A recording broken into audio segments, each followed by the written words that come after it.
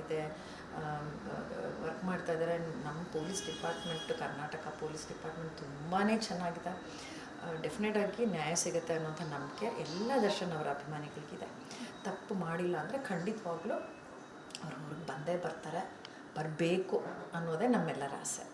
ತಪ್ಪು ಮಾಡ್ದೇನೆ ಕಾರಣರಾಗಿದ್ದಾರಾ ಅಂತ ಅಂದರೆ ಮೇನ್ ಲೀಡ್ರ್ ಆಗಿಬಿಟ್ರು ಇವರು.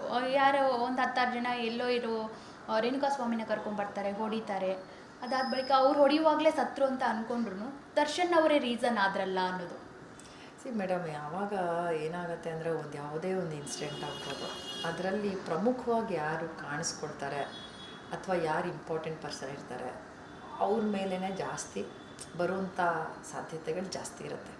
ಈ ಮನೆಯಲ್ಲಿ ನಾವು ಸಾಮಾನ್ಯ ಹೇಳ್ತೀವಿ, ಅಣ್ಣ ತಂಗಿನೋ ಯಾರೋ ಮಕ್ಕಳಿದ್ರೆ ತಪ್ಪು ಚಿಕ್ಕವರೇ ಮಾಡಿದ್ರೂ ಸಹ ನಾವು ದೊಡ್ಡವ್ರಿಗೆ ಬೈತೀವಿ, ನೀನು ನೋಡ್ಕೋಬೇಕಾಯ್ತು, ನೀನು ಮಾಡಬೇಕಾಯ್ತು, ಅವಾಗ ನಾವೇನು ಮಾಡ್ತೀವಿ, ಅವ್ರ ಸೀನಿಯಾರಿಟಿ, ಅವ್ರ ಏಜು ಇದನ್ನೆಲ್ಲ ನೋಡಿ ಹೇಳ್ತಾ ಇರ್ತೀವಿ. ಸೊ ಎಷ್ಟೋ ಕಡೆ ಹಾಗೆ ಆಗೋದು. ಈಗ ಬಂದು ಕೂತ್ಕೊಂಡು ಅಮ್ಮ ದರ್ಶನ ಮಾಡಿದ್ರು, ಯಾವಾಗ ಕರ್ಕೊಂಡು ಹೋಗ್ತೀರಾ, ನಾನು ಹೋಗಿಲ್ಲ, ಬರ್ಡೇಗೆ ಹೋಗೋಕ್ಕಾಗಿಲ್ಲ, ಕರ್ಕೊಂಡು ಹೋಗಿ ಅಂತ. ಸೊ ಅಷ್ಟು ಅದೊಂದು ಒಳ್ಳೆ ರೀತಿಯಾದಂಥ ಆತ್ಮೀಯವಾದಂಥ ಮಾತುಕತೆ ಆಗಿದ್ದು. ಅದಾಗಿ ಬಹುಶಃ ಒಂದೂವರೆ ತಿಂಗಳಾಗಿರ್ಬೋದು ಅನ್ಸುತ್ತೆ. ಮೇಡಮ್, ಈ ಇನ್ಸಿಡೆಂಟ್ ಆದ ನಂತರ ನಟ ದರ್ಶನ್ ಪರ ವಿರೋಧ ಜಾಸ್ತಿ ಬರ್ತಾ ಇದೆ. ಸೊ ಕೂಲಾಗಿ ಹ್ಯಾಂಡಲ್ ಮಾಡಬಹುದಿತ್ತು ಅಥವಾ ಈ ಎಲ್ಲ ಇನ್ಸಿಡೆಂಟ್ ಬಗ್ಗೆ ಅವ್ರಿಗೆ ಗೊತ್ತಿರಲಿಲ್ವಾ ಅನ್ನೋದು. ಇನ್ನೊಂದು, ರೇಣುಕಾ ಸ್ವಾಮಿ ಅವರು ಈ ರೀತಿ ಅಶ್ಲೀಲವಾಗಿ ಮೆಸೇಜ್ ಹಾಕಬಾರ್ದಿತ್ತು, ಕೇವಲ ಇವರೊಬ್ಬರಿಗೆ ಅಲ್ಲ ಸಾಕಷ್ಟು ಜನರಿಗೂ ಕೂಡ ಮೆಸೇಜ್ ಮಾಡಿದ್ದಾರೆ ಅಂತ. ಸೊ ಈ ಎರಡು ಆ್ಯಂಗಲಲ್ಲಿ ತಾವು ಹೇಳೋದಾದರೆ? ಮೊದಲಿಗೆ ರೇಣುಕಾ ಸ್ವಾಮಿ ಅವರ ಕುಟುಂಬ ಬಗ್ಗೆ ಖಂಡಿತವಾಗ್ಲೂ ಎಲ್ಲರಿಗೂ ಬೇಜಾರಾಗುತ್ತೆ. ಯಾಕೆಂದರೆ ಅವ್ರದ್ದು ಏನೂ ತಪ್ಪಿಲ್ಲ.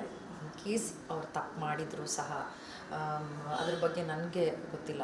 ಮಾಡಿದ್ರಂತೆ ಕೇಳಿದ್ದೀವಿ ಅಷ್ಟೇ, ಬಹಳಷ್ಟು ಜನರಿಗೆ ಮಾಡಿದಾರಂತೆ ಅಂದರೆ ಮಾಡಿರಬಹುದು, ಮಾಡಿದೆ ಅಂತೂ ಸುಮ್ಮನೆ ಹೇಳಿರಲ್ಲ ಅನಿಸುತ್ತೆ. ಆ ರೀತಿಯಾದಂಥ ತಪ್ಪನ್ನು ಮಾಡಿರೋದಕ್ಕೂ ಮನೆಯವರೇನೂ ಮಾಡಿರಲ್ಲ ಅಲ್ವಾ, ಅವ್ರದ್ದೇನು ತಪ್ಪಿದೆ ಪಾಪ. ಆದರೆ ಶಿಕ್ಷೆ ಅನುಭವಿಸ್ತಾ ಇರೋದು ಇವಾಗ ಅವರ ಅಪ್ಪ ಅಮ್ಮ, ಅವರ ಪ್ರೆಗ್ನೆಂಟ್ ವೈಫು. ಸೊ ಇದು ತುಂಬಾ ಬೇಜಾರಾಗುವಂಥ ವಿಷಯ. ಈ ಒಬ್ಬ ಹೆಣ್ಣಾಗಿ ಅವ್ರ ಪರಿಸ್ಥಿತಿನ ಐ ಕ್ಯಾನ್ ಅಂಡರ್ಸ್ಟ್ಯಾಂಡ್.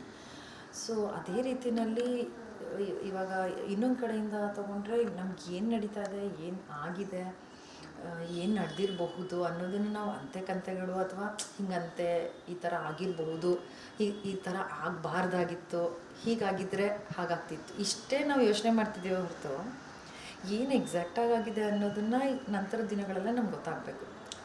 ಇವಾಗ ನ್ಯಾಯಾಲಯದಲ್ಲಿದೆ, ವರ್ಕ್ ಮಾಡ್ತಾ ಇದ್ದಾರೆ. ನಮ್ಮ police department, Karnataka police department ತುಂಬಾ ಚೆನ್ನಾಗಿದೆ. ಡೆಫಿನೆಟಾಗಿ ನ್ಯಾಯ ಸಿಗುತ್ತೆ ಅನ್ನೋಂಥ ನಂಬಿಕೆ ಎಲ್ಲ ದರ್ಶನ್ ಅವರ ಅಭಿಮಾನಿಗಳಿಗಿದೆ. ತಪ್ಪು ಮಾಡಿಲ್ಲ ಅಂದರೆ ಖಂಡಿತವಾಗ್ಲೂ ಅವ್ರು ಹೊರಗೆ ಬಂದೇ ಬರ್ತಾರೆ, ಬರಬೇಕು ಅನ್ನೋದೇ ನಮ್ಮೆಲ್ಲರ ಆಸೆ. ತಪ್ಪು ಮಾಡ್ದೇನೆ ಕಾರಣರಾಗಿದ್ದಾರಾ ಅಂತ ಅಂದರೆ ಮೇನ್ ಲೀಡ್ರ್ ಆಗಿಬಿಟ್ರು ಇವರು. ಯಾರೋ ಒಂದು 10 ಜನ ಎಲ್ಲೋ ಇರೋ ರೇಣುಕಾ ಸ್ವಾಮಿನ ಕರ್ಕೊಂಡ್ಬರ್ತಾರೆ, ಹೊಡಿತಾರೆ. ಅದಾದ ಬಳಿಕ ಅವ್ರು ಹೊಡೆಯುವಾಗಲೇ ಸತ್ರು ಅಂತ ಅಂದ್ಕೊಂಡ್ರು ದರ್ಶನ್ ಅವರೇ ರೀಸನ್ ಆದ್ರಲ್ಲ ಅನ್ನೋದು.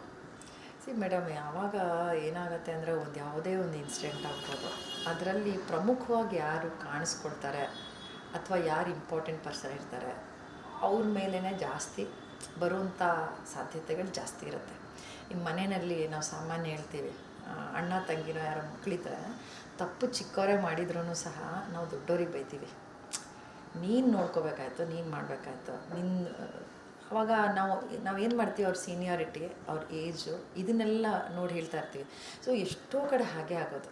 ಈಗ ಒಂದು ಗುಂಪಿನಲ್ಲಿ ಯಾರು ಸ್ವಲ್ಪ ಮುಖ್ಯವಾದಂಥ ವ್ಯಕ್ತಿ ಇರ್ತಾರೋ ಅವ್ರ ಮೇಲೆ ಬರೋದು ಅಥವಾ ಅವ್ರ ಮೇಲೆ ಹಾಕೋದು ಅಥವಾ ಆಗೋದು ಸಹಜವಾಗಿರುತ್ತೆ. ಹಾಗಾಗಿ ಈ ರೀತಿಯಾದಂಥ ಇದರಲ್ಲಿ ಅದೊಂದು ಅವರದ್ದೇ ಹೆಸರು ಬಹಳ ಪ್ರಮುಖವಾಗಿ ಕಾಣಿಸ್ಕೊಳ್ತು ಅಂತ ನನಗನ್ಸುತ್ತೆ. ಮೇಡಮ್, A2 ಆರೋಪಿ ಪವಿತ್ರ ಗೌಡ ಟಚ್ಚಲ್ಲಿದ್ರಾ, ಮಾತಾಡಿಸ್ತಿದ್ರಾ, ಎಲ್ಲಾದರೂ ಸಿಕ್ಕಿದ್ರಾ, ಮಾತಾಡಿಸಿದ್ದುಂಟಾ? ಯಾವತ್ತೂ ಸಿಕ್ಕಿಲ್ಲ ಮೇಡಮ್. ಒಟ್ಟಾರೆ ಜನಕ್ಕೆ ಮತ್ತು ಅಭಿಮಾನಿಗಳಿಗೆ ಗೊತ್ತಿಲ್ಲದಿರುವಂತಹ ನಟ ದರ್ಶನ್ ಅವರ ಗುಣ ನೀವೇನಾದರೂ ನೋಟಿಸ್ ಮಾಡಿದ್ದು ಅಥವಾ 20 ವರ್ಷದ ಜರ್ನಿಯಲ್ಲಿ ಏನಾದರೂ ಆ ಥರ ವಿಶೇಷವಾಗಿರುವಂತಹ ಏನಾದರೂ ಇನ್ಸಿಡೆಂಟ್ ಶೇರ್ ಮಾಡ್ಕೋಬೋದಾ? ಆ ಥರ ಪ್ರತಿ ಸಲ ಸಿಕ್ಕಿದಾಗಲೂ ಆಗದೆ ಹೋದ್ರೂ ಬಹಳಷ್ಟು ಬಾರಿ ಆಗಿದೆ. ಮೊದಲನೇ ಭೇಟಿಯಿಂದ ಹಿಡಿದು ಒಂದು ಇಂಪ್ರೆಷನ್